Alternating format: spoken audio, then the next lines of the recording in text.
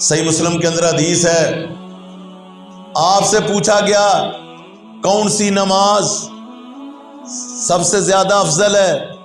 آپ نے فرمایا فرض نماز کے بعد رات کی نماز۔ پھر پوچھا گیا کون سے روزے افضل ہیں؟ آپ نے فرمایا رمضان کے روزوں کے بعد محرم الحرام کے مہینے، شہر اللہ المحرم، فرمایا وہ اللہ کا مہینہ محرم ہے۔ صحیح مسلم کے اندر حدیث۔ تو اللہ کا مہینہ حرمت والا، اس کے روزوں کی بھی بڑی فضیلت ہے۔ اور ابھی آپ دیکھیں 10 محرم کا عاشورہ کا روزہ آ رہا ہے، اس روزے کی کتنی فضیلت ہے۔ صحیح مسلم کے اندر حدیث ہے، آپ نے فرمایا احتسب عند اللہ ان یکفر السنۃ الماضیہ، فرمایا صیام و عاشورہ احتسب عند اللہ ان یکفر السنۃ الماضیہ، عاشورہ کا روزہ میں اللہ سے امید رکھتا ہوں یہ 1 سال کے صغیرہ گناہ معاف ہو۔ تو ہمیں روزہ رکھنا ہے۔ اللہ کے نبی صلی اللہ علیہ وسلم روزہ رکھتے تھے۔ اس دن کی تعظیم یاد رکھو، اس دن کی تعظیم صرف حضرت حسین رضی اللہ تعالیٰ عنہ کی شہادت سے نہیں، بلکہ اس کی پرانی تعظیم ہے، شروع سے تعظیم ہے۔ جیسا کہ حدیث کے اندر یہ بات آئی، اللہ کے نبی صلی اللہ علیہ وآلہ وسلم مدینے کے اندر تشریف لائے تو یہودی اس دن روزہ رکھتے تھے۔ آپ نے پوچھا یہ کیا دن ہے تم روزہ رکھتے ہو؟ کہا ھذا یوم، یہ وہ دن ہے نجی اللہ فیہ موسیٰ وقومہ وغرق اللہ فرعون وقومہ، یہ وہ دن ہے جس دن اللہ نے موسیٰ کو نجات دی، اور یہ وہ دن ہے جس دن اللہ نے فرعون اور اس کی قوم کو غرق کیا۔ موسیٰ اور اس کی قوم کو نجات دی، فرعون اور اس کی قوم کو غرق کر دی۔ ہم اس کے شکرانے کے طور پہ روزہ رکھتے ہیں۔ تو آپ جب رمضان کے روزے فرض نہیں ہوئے تھے، آپ نے منادی کرنے والے کو بھیجا کہ جس نے نہیں کھایا وہ شام تک روزہ مکمل کرے، جس نے کھا لیا وہ بھی شام تک نہ کھائے۔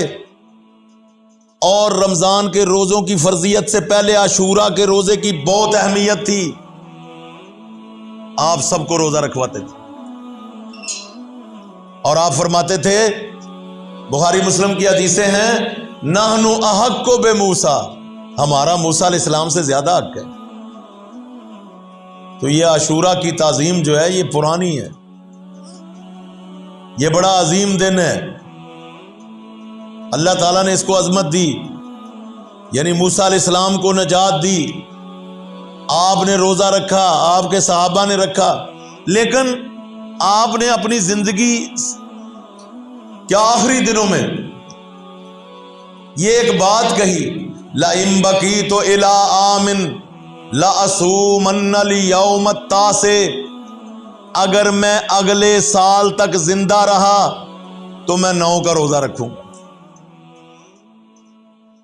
آپ نے فرمایا کیونکہ آپ یہ پسند کرتے تھے کہ یہودیوں کی مخالفت کی جائے، کیونکہ یہودی یہ باتیں کہتے تھے، دیکھا ہمارے دین کی فلاں چیز میں ہمارے ساتھ مطابقت ہے۔ قبلہ پہلے وہ قبلہ مقرر ہوا، 17 مہینے اللہ نے قبلہ بدل دیا، کیونکہ آپ چاہتے تھے کہ یہ قبلہ بیت المقدس نہ رہے، یہ قبلہ ہو۔ اور آپ اہل کتاب کی بہت ساری باتوں میں مخالفت کرتے تھے۔ تو آپ نے پیارے پیغمبر صلی اللہ علیہ وآلہ وسلم نے فرمایا اگر میں زندہ رہا تو میں 9 کا روزہ رکھوں، لیکن اگلے سال تک آپ زندہ نہ رہے، آپ نے 9 کا روزہ نہیں رکھا، آپ 10 کا روزہ رکھتے تھے، صحابہ 10 کا روزہ رکھتے تھے۔ اب عبداللہ ابن عباس رضی اللہ تعالیٰ عنہ جو اس حدیث کے راوی ہیں، ان سے صحیح سند کے ساتھ موقوف روایت وہ ہوتی ہے جو صحابی تک پہنچے، مرفوع روایت وہ ہوتی ہے جو اللہ کے نبی تک پہنچے۔ تو وہ کہتے ہیں کہ صوم التاسع والعاشر، تم 9 اور 10 کا روزہ رکھو، خالف الیہود، یہودیوں کی مخالفت کرو۔ اور ایک ضعیف روایت میں ہے جو 9 10 کا نہ رکھ سکے وہ 10 11 کا رکھ لے۔ وہ 10-11 کے، تاکہ ان کی مخالفت، ایک تو 10 کا رکھ لیا وہ رکھتے ہی ہیں تو لہٰذا 11 کا رکھ لیا جائے، 2 روزے رکھ لیے جائیں۔ لیکن میرے بھائیوں، اللہ کے نبی صلی اللہ علیہ وسلم کی آپ نے حدیث سنی کہ رمضان کے بعد سب سے افضل روزے اس مہینے کے ہیں، اور اگر آپ 3 روزے رکھ لیں تو آپ کو پورے مہینے کا ثواب، کیونکہ ہر نیکی 10 گنا ہے، ہر نیکی 10 گنا ہے۔